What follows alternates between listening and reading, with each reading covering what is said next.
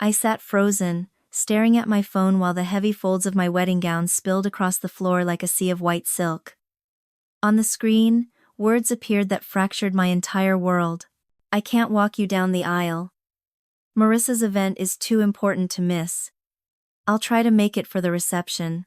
My father's message blurred as hot tears filled my eyes until I could hardly read the letters. The promise of this day cracked in an instant. The bridal suite spun in slow motion around me.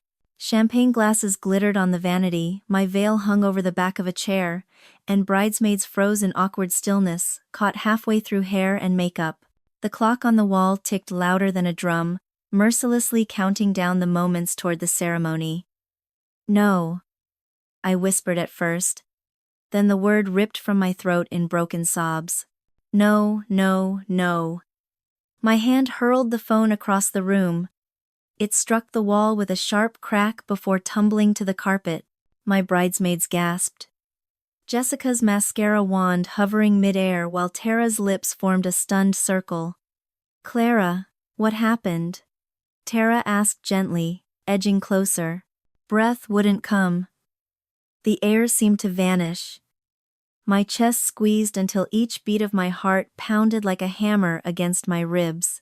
The diamond ring on my finger suddenly felt unbearably heavy, a symbol of a promise about to be fulfilled while another my father's shattered beyond repair. The door swung open and Melanie, our wedding planner, bustled in, clipboard in hand, radiating her usual calm efficiency. 3 hours until lineup, ladies. She halted, her trained smile slipping when she sensed the tension. What's wrong? My throat burned as I forced the words out. My father, he isn't coming. Not coming? Melanie's professional poise faltered. But the ceremony was built around him walking you down the aisle. Well? He won't be here. My own voice sounded foreign, brittle, sharp enough to cut. He thinks my sister's event matters more than my wedding. Saying it aloud carved the wound deeper. Memories surged standing at my mother's casket 17 years earlier. My 13-year-old fingers gripping my father's hand as strangers in black moved past us in a blur of grief. I'll always be there for the important moments, Clara, he had vowed back then, voice raw with sorrow. It's just you and me now. We're a team. What a cruel lie that promise had been. When Ethan and I announced our date 9 months ago, Dad seemed thrilled. I remembered us sitting at his kitchen table, wedding magazines scattered everywhere, his hand resting warmly over mine. Nothing would make me prouder than walking you down the aisle, he had said, his smile crinkling the corners of his eyes. And for once, I had dared to believe him. But 3 months before the wedding, Marissa scheduled her big career celebration on the exact same day. It's only bad timing, Dad had murmured at Sunday dinner, nudging peas around his plate. We'll figure something out. I had reminded him. The ceremony is at 4. He replied. Her event begins at 7. But the drive is 45 minutes. I had pleaded. This is my wedding day, he squeezed my hand. Of course I'll be there, sweetheart. Yet weeks later came more excuses. Maybe traffic would be heavy. Maybe Marissa needed family support. Just days ago, he sighed that the timing might not work. Each time I reassured him, offered solutions, even promised a car service, anything so he could walk me down the aisle. And now, with only 3 hours left before I married the love of my life, he reduced it all to a text. We need to move forward, Melanie said softly now, her tone stripped of formality. Is there another family member who could walk you, perhaps an uncle, or would you rather go alone? Alone. The word echoed inside me like a curse. The phone buzzed where it lay on the carpet. Jessica retrieved it and handed it to me silently. Uncle Martin's name flashed across the screen. My father's older brother. The man who had never missed a recital.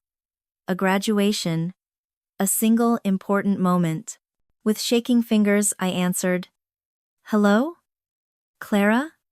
His voice was warm, steady with concern. Your father just called me. Sweetheart, I don't even know what to say. A sob broke from my chest before I could stop it. He's not coming, Uncle Martin. I know, he said, anger roughening his tone. And I'm so sorry. Tears carved paths through my carefully applied makeup. I don't know what to do. For a beat there was silence. Then he cleared his throat. Clara, would you let me have the honor of walking you down the aisle? Something inside me both broke and mended at once. You'd do that? In a heartbeat, his voice cracked.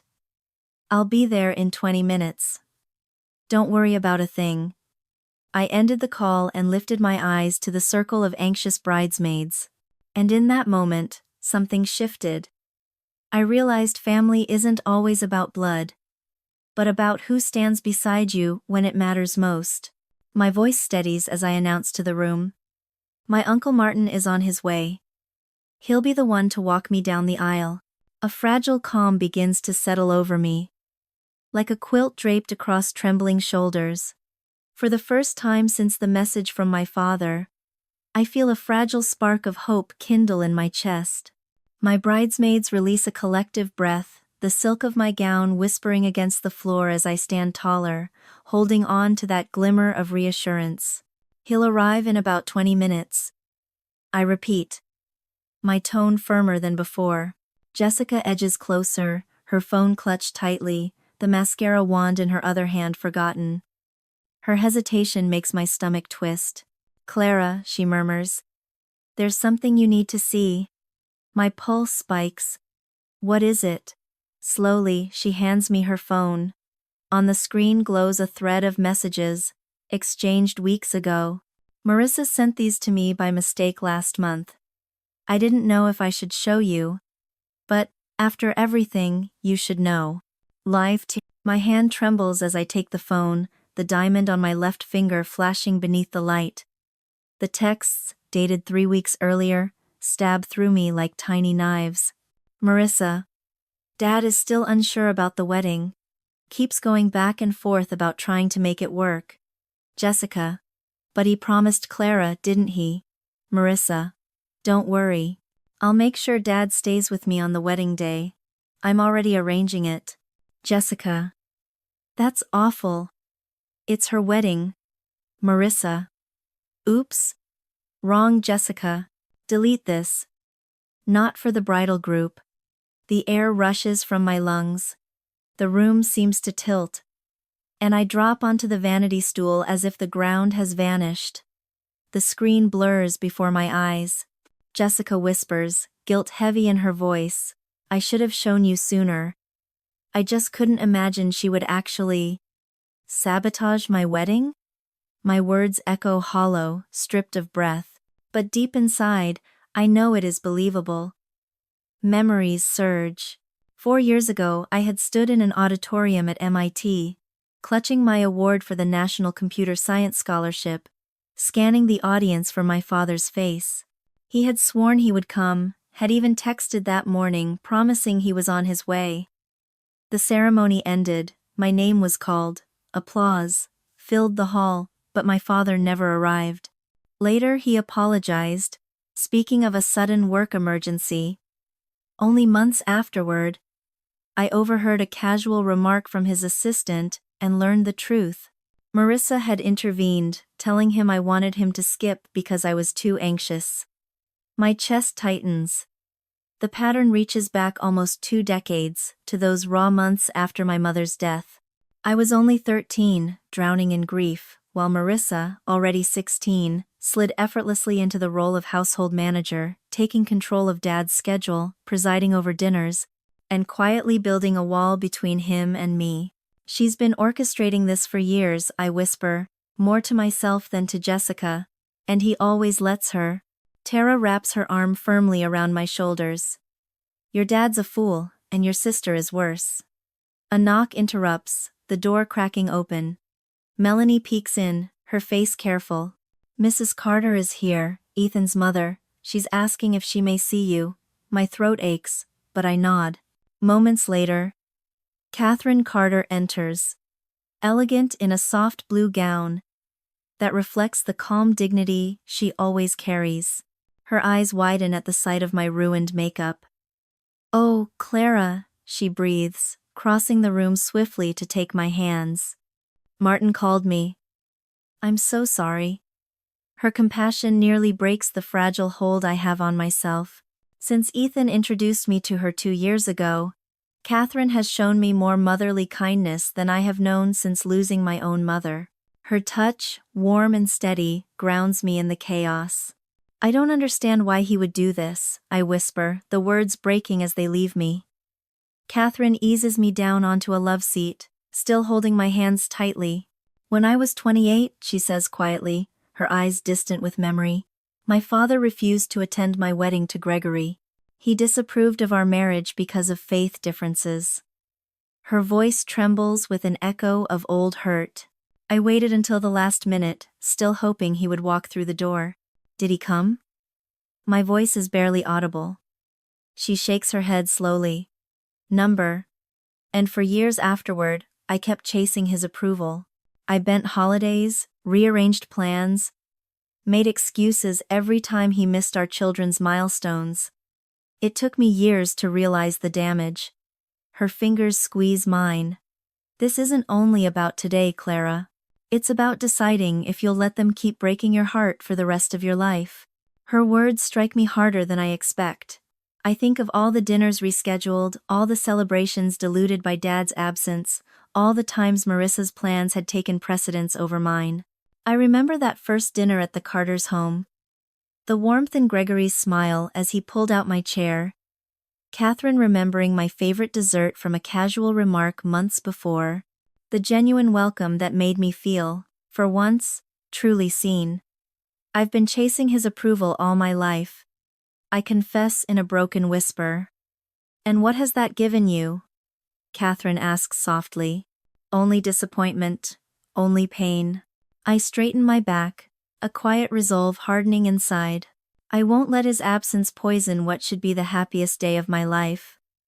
The clock above the mantel ticks, marking 7 minutes until the ceremony. 7 minutes to choose what story today will tell, one of abandonment, or one of courage and love. Catherine rises gracefully. Martin will be here any moment. Shall I help you with your makeup? Before I can answer, my phone buzzes. A message from Ethan glows across the screen.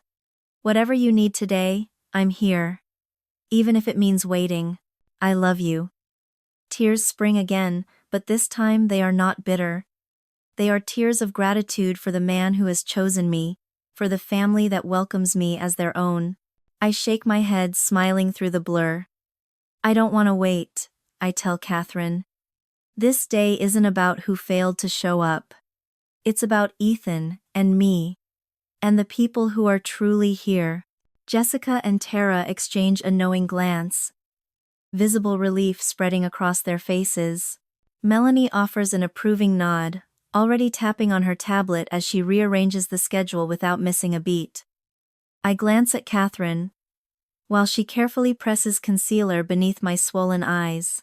Have you ever had to decide between your own happiness and the heavy weight of family expectations? I ask quietly. She smiles, a mixture of sadness and wisdom etched in the lines of her face, and answers softly. More times than I can count. May. The day I stopped chasing after my father's love, she continues, was the day I finally began to breathe and live freely. The door creaks open nearly 10 minutes later, and Uncle Martin appears, slightly out of breath. His tuxedo hastily thrown on. But his eyes lock onto mine with such fierce affection that my chest tightens. In that moment, I understand more deeply than ever that family is not only tied by blood, but defined by those who stay by your side when everything else crumbles. I rise slowly, smoothing down the folds of my gown, determined to walk forward into the life waiting for me instead of clinging to the jagged pieces of the past. About an hour later, when the bridesmaids have slipped out, my makeup artist leans close, gently reworking the foundation on my tear-streaked skin. Suddenly, my phone vibrates against the vanity. Robert's name flashes across the screen. My hand hesitates before I press the green icon. Clara. His voice crackles through the speaker, harsh and impatient. You are making this unnecessarily difficult by refusing to reschedule. Marissa put in so much work for this promotion. My throat contracts painfully. Dad, we set this date 9 months ago. I know Marissa's event is significant. But why does it always fall on me to sacrifice? Why force me into an impossible choice? The makeup artist stills, her brush hovering midair just inches from my cheek. I never asked you to choose, I whisper, voice trembling until it nearly breaks. You chose for yourself. Before he can respond, before I collapse under the weight of disappointment, I end the call. The makeup artist quietly hands me a tissue, compassion in her silence. Then, a soft knock breaks the heavy air. The door swings open to reveal Uncle Martin, holding a small velvet box. I smile weakly and motion for him to come in. He strides forward in only 3 long steps and folds me into a tight embrace. Pulling back, his eyes shine. Look at you, he murmurs. You are absolutely stunning. I try to speak gratitude, but words feel too small for the emotions swelling inside me. Thank you, for everything. I love you. He cups my face with his steady hands. Nothing could have kept me from this moment. I love you too, sweetheart. His blue eyes crinkle warmly at the corners. I brought something for you, he says, opening the velvet box.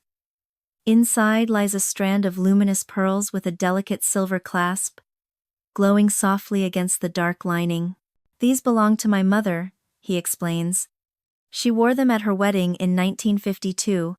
I have kept them safe all these years, waiting for the right moment. My fingertips hover just above the pearls.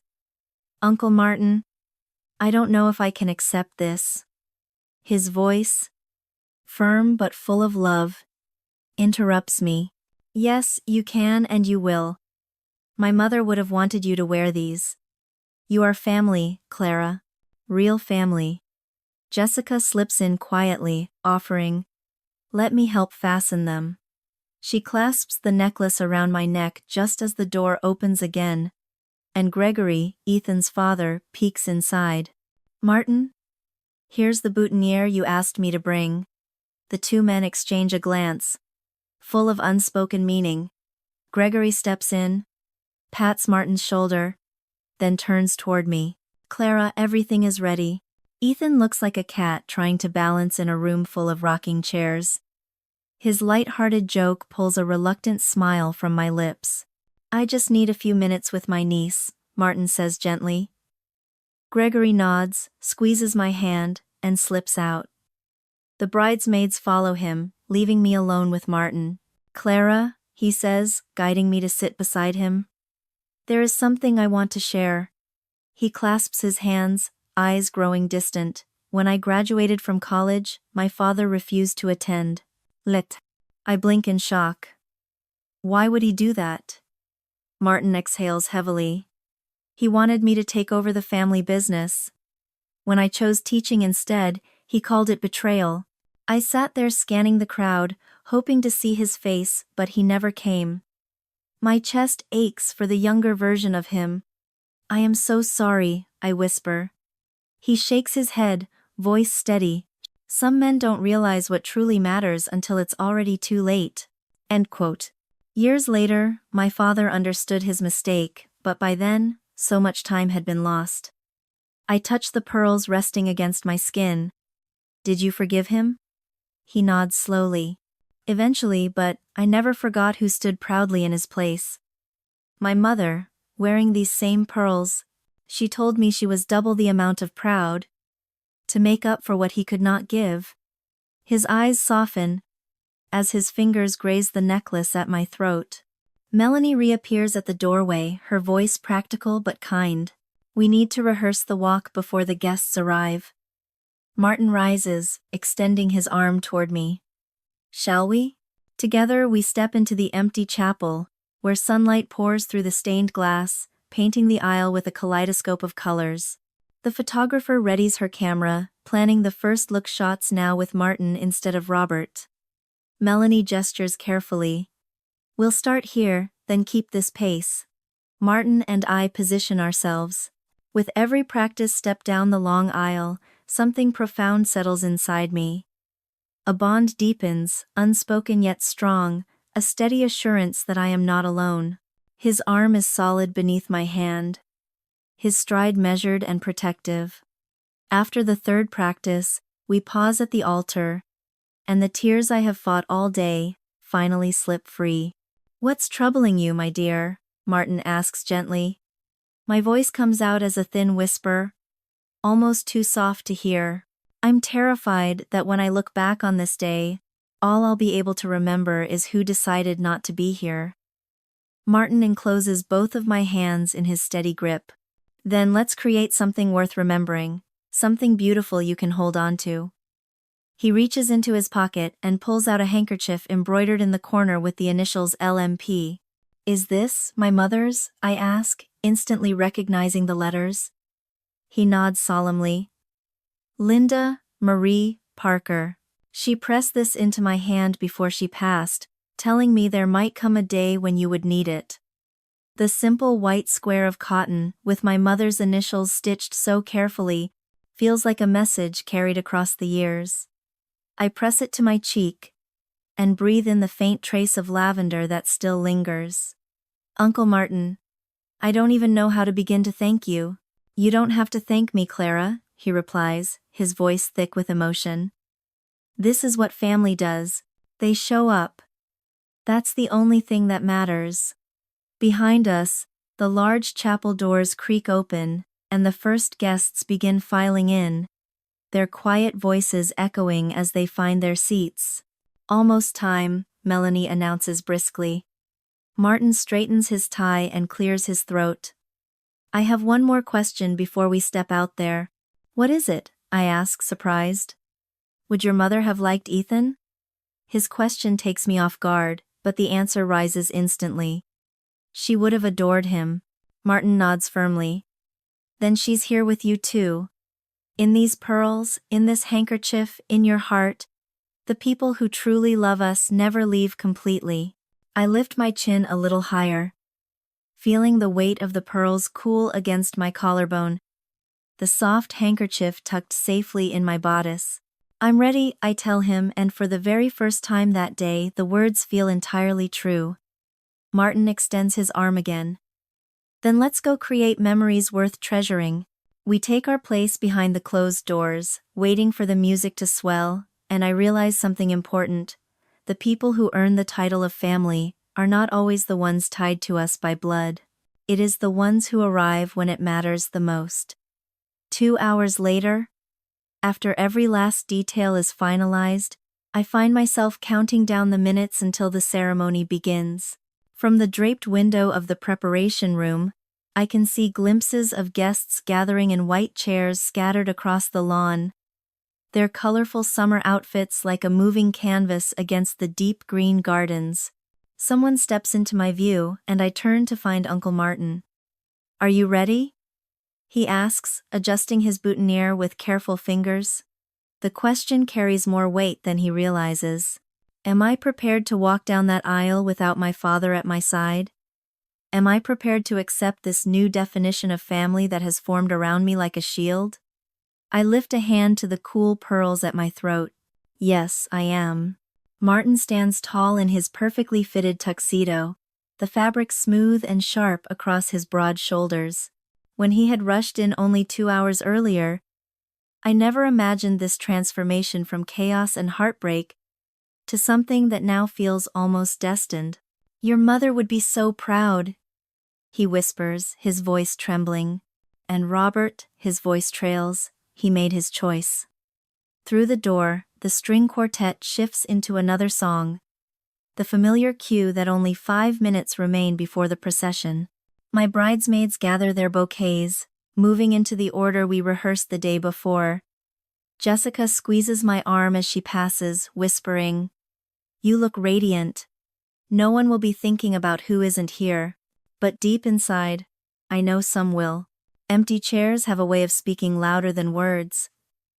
Melanie reappears, headset clipped to her hair and clipboard in hand. Everyone is seated. Ethan is waiting at the altar with the officiant. She studies my expression carefully. Are you good? I nod, realizing with surprise that it is not a lie. The devastation has shifted into something steadier resolve. The double doors swing open and my bridesmaids glide one after another down the aisle, bouquets poised. Then it is just Martin and me, standing side by side, waiting for our cue. He offers his arm. I have never been more honored in all my life than I am right now, sweetheart. His eyes shine with unshed tears. Not once, not ever. The music rises into the wedding march.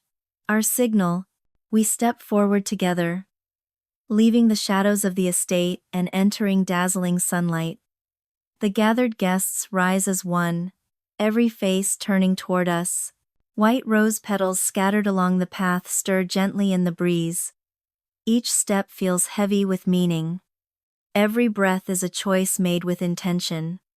Martin's arm remains strong under my hand. His stride is perfectly matched to mine. Midway down the aisle, I finally see Ethan. His eyes find me instantly, and tears stream openly down his face.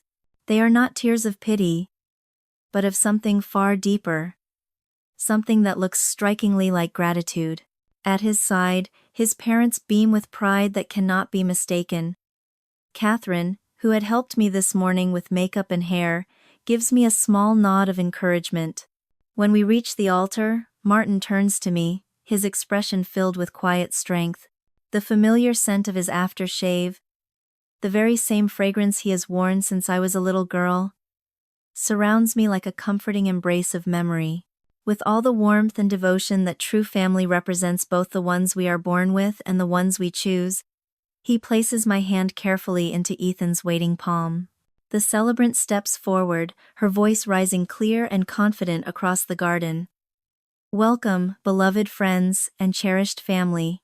We are gathered here today to witness the union of Clara and Ethan in marriage.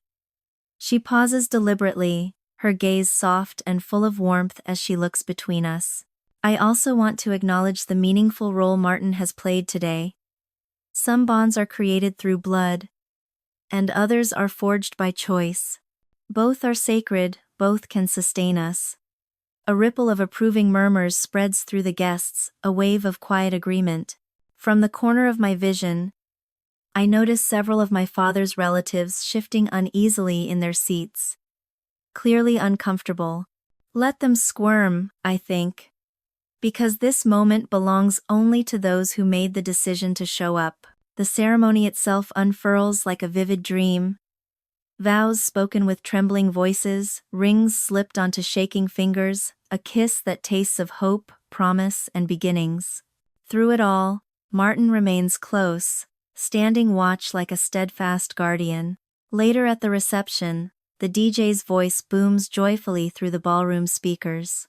Ladies and gentlemen, let us welcome Mr. and Mrs. Ethan Carter, accompanied by their beloved Uncle Martin. The crowd erupts in thunderous applause as we enter, Martin's guiding hand pressed lightly against my back. The ballroom has transformed into something magical, strings of twinkling lights and cascades of flowers forming a canopy of stars above the polished dance floor. When the moment for the father-daughter dance arrives, dread seizes me once again, a sharp reminder of what is missing. But Martin steps forward without hesitation, extending his hand. Just for one song, he says with a smile. And then your husband takes over. We sway together to the familiar opening of What a Wonderful World. His posture, at first so formal, gradually softens, and with each step the heavy tension I've carried begins to ease. Thank you, I whisper, barely audible. No need for thanks among family, sweetheart, he replies, his tone rich with sincerity. Ethan then glides in, spinning me smoothly away from Martin's arms with practiced grace. Over Ethan's shoulder, I catch sight of sudden movement at the entrance. My father stands there, wearing a suit that hangs a little awkwardly, his eyes scanning the room anxiously. He came after all, Ethan murmurs, following my gaze. Too late, I answer, and to my own surprise, my voice carries no anger, only clarity. Some moments, once lost, can never be regained. Robert lingers at the edge of the celebration, watching from the sidelines as joy swells and laughter fills the space without him. For the first time in my life, I feel no compulsion to rescue him, to bridge the chasm he carved. Martin walks toward him with quiet dignity, but I turn away, focusing instead on the man whose hands cradle mine with such care. "Are you all right?"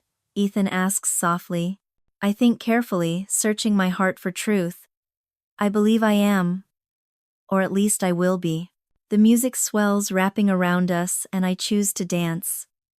Roughly half an hour later, the delicate chime of silverware tapping against glass rings across the hall. Conversation dies down as guests turn toward the center, where Ethan stands tall, raising his champagne flute, his eyes locking onto mine across a sea of smiling faces. Then I feel a tap on my shoulder. "Clara." My father's voice cuts sharply into the moment. I turn slowly, steeling myself. Robert Parker stands there, his hair slightly mussed, his tie loosened, looking as if he has rushed. "You made it," I say evenly, my voice flat and dry as a prairie plain. "Traffic was unbearable," he mutters, gesturing vaguely toward the door. "I tried calling, but you weren't answering." I fix him with a stare. "I was busy getting married." The words taste sharp on my tongue. His gaze shifts around the room, taking in the glowing centerpieces, the fairy lights strung along the beams, the overflowing happiness that radiates from every corner, all the things he missed. "You could have made this easier," he insists. "Just push the ceremony back an hour." "Made what easier, Dad? Your choice?" I fire back. Before he can respond, my cousin Daniel appears at my side. His usual easy charm is gone, replaced with something firm and resolute. "Sorry to interrupt," Daniel says, though his voice holds no apology. He lifts his phone. "But I thought you both should see this." On the screen glows a group chat with Marissa and her friends, heading to Murphy's for drinks. "Dad skipped Clara's wedding for this, so you better show up." A string of photos follows Marissa, surrounded by about 15 people, cocktails raised, everyone grinning widely. A timestamp reads 4:30 in the afternoon, directly in the middle of my ceremony. At first she told Dad 7 o'clock. Daniel explains grimly. But she changed it deliberately, so he wouldn't make it here. My voice is nearly a whisper. "That's her career event?" Daniel swipes to reveal another screenshot. A text from Marissa to someone named Jen. "Dad will have to choose between us. I'll make sure he chooses me." The air rushes from my lungs, as though I've been struck. Daniel shakes his head. "She shifted the dates and times 3 separate times." Noti. He pulls up a calendar app, the screen glowing with a series of invitations showing different dates. Each shift seems deliberately aligned with the very changes we had made last month, when the venue complications forced us to adjust our wedding schedule. My gaze lifts slowly to meet my father's, and I watch the color drain from his face, leaving him looking hollow and pale, like someone whose very foundation has been stripped away. "Robert," Uncle Martin says as he approaches, a glass of champagne in his hand. "I didn't realize you had managed to come." My father does not acknowledge him. His eyes remain glued to Daniel's phone, locked on the undeniable evidence of his other daughter's deliberate manipulation. I had no idea," he begins, falters, then tries again. "Clara, if I had known," I cut in sharply, my words slicing the space between us. "You would have what? Kept your word for once? Stood beside me instead of abandoning me yet again?" The questions hang in the air like a storm cloud. Heads begin to turn, conversations nearby die out into uneasy silence. My father straightens his back, trying to recover some semblance of dignity. "I want to apologize," he says loudly, his voice echoing across the reception. Guests exchange awkward glances, clearly uncomfortable. "Not here," I respond firmly, "not now." "But I need to explain," he insists. "No. I say again, louder this time, and the word carries across the sudden hush like a stone striking water. You made your decision weeks ago when you started searching for excuses not to attend. Now I am making mine. Something invisible but powerful shifts between us. The fragile threads that tied me to his approval. The unspoken hope that he might finally be the father I needed. Snap all at once. The break feels sharp, like phantom pain. Yet at the same time it is strangely liberating. Clara, he whispers, his voice cracking on my name. Enjoy the reception, Dad, I reply coldly. I turn my back on him, walking steadily toward Ethan and his parents. Their faces filled with equal parts concern and pride. Catherine, my mother-in-law, gently clasps my hand as I rejoin them. Are you all right? She asks softly. Yes, I answer. And to my own surprise, I truly mean it. For the first time in a long while, I feel steady. Out of the corner of my eye, I see Uncle Martin place a hand on my father's elbow, guiding him away from the spotlight with quiet authority. She deserves this day free of more drama. I hear Martin murmur, as they pass near our table, "You can speak tomorrow." My father's shoulders slump, resignation weighing him down as Martin leads him toward the bar tucked into the far corner. For the very first time, Robert Parker looks small to me, not the towering figure I once sought approval from for 17 years, but simply a man who made mistake after mistake, and is only now beginning to face the consequences. Beneath the table, Ethan's hand finds mine, his touch steady. "Are you sure you're okay?" he whispers. I nod, feeling both the sorrow and the joy of the day settle together into something bearable, even strangely beautiful. "Better than okay," I murmur. The DJ calls another dance, and Ethan leads me back onto the floor. As he draws me close, I catch sight of my father watching from the edges of the room, with Martin standing beside him like a protective sentinel. The pain in my father's eyes is genuine, but so was the pain in mine when I read his text that morning. Some wounds cannot be hidden. They must be given air if they are ever to heal. Some truths need to be spoken before new beginnings can take root. Tomorrow will bring difficult conversations, maybe even small steps toward understanding. But tonight belongs to the people who stood by me when I needed them most. Tonight belongs to the family I chose. As Ethan twirls me across the dance floor, I realize that sometimes walking away from old pain is not an ending at all, but the first courageous step into something far better. A year later, autumn sunlight streams through the wide bay windows of Ethan's parents' home, casting everything in a golden glow for our anniversary gathering. I adjust the small corsage at my wrist, white roses, just like the bouquet I carried down the aisle, and rest a hand over the gentle curve of my belly. To Clara and Ethan, Catherine says warmly, raising her glass, her eyes crinkling with joy. 1 year of marriage, with a lifetime of happiness still ahead. Glasses clink together in unison. I sip from my sparkling cider as Ethan's arm curls protectively around my waist. He leans in, lips brushing my ear. "Happy anniversary, Mrs. Carter." Gregory produces a large photo album, setting it on the coffee table for everyone to see.